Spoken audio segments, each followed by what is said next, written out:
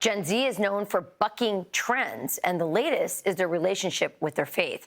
For the first time in decades, more young women are abandoning religion than men. Here to help us make sense of this exodus is Gen Z voter Caroline Joyous. Caroline, so great to have you on. This is really fascinating to me because we have seen, of course, that religion is dropping off among young people, but traditionally we think about it with men because that's been what it's been in the past. Why are women moving away from religion? Well, I think it's not only men and women, it's our generation as a whole, Miss Rachel. See, my generation has grown up in a curated world that is inundated with inauthenticity.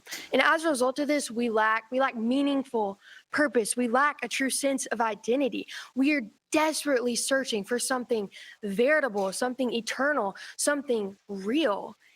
And we can't find that in organized religion, within the confines of organized religion. So therefore, we are repelled by that.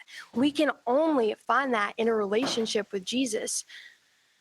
You know, one of the things that, and I was reading up on this in order to prepare for this interview, is they talked about that there's a lot of political ideologies out there that are actually affecting the core of, the way women view themselves. So, what is a woman? And so when you're actually attacking something that's actually, it's not just physical, it's spiritual, like who are you as a woman? That can also be destabilizing for women and be perhaps one of the components that are drawing them away from a religion that has a different answer, that it's not that flexible, the question of what is a woman.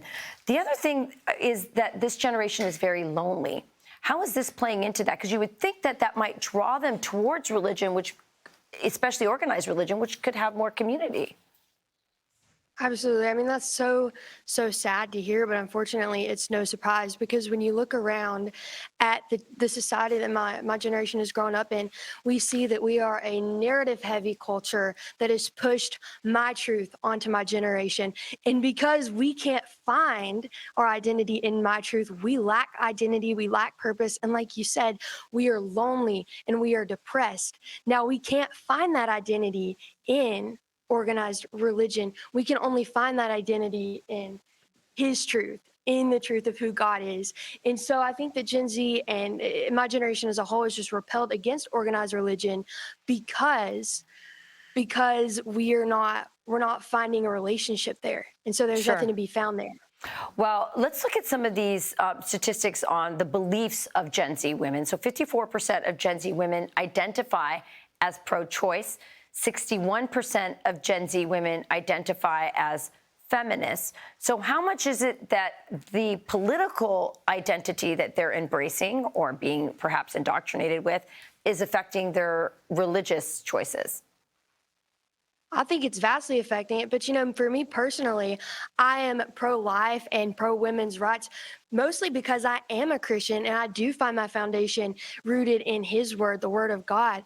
But I have to say, I do think that we are taking the wrong approach as Christians, as conservatives, when it comes to abortion, because of course, me being pro-life has a lot to do with the fact that I'm a Christian, but abortion should be looked at as a human rights issue. It's the largest mass genocide in the history of the world. And as far as, women's rights, we should be able to look around and say, like, hey, females deserve to have rights. Females deserve to be able to, compete in their own sports. That should be common sense. That shouldn't have to do with our faith at all, honestly. Well, Caroline, it's really interesting to hear your perspective. I'm part of an organized religion. I like it, but I understand that for some people, that's not as attractive, perhaps for many people in your generation. But we have been reporting on some revivals among young people. So I think what you're talking about is there is a hunger out there. The question is, are we going to, as a culture, provide more options for young women and young men to have a full experience, spiritually speaking. I'm really glad you're talking about this. I know you're going to have a podcast coming out soon, and we wish you all the luck on that.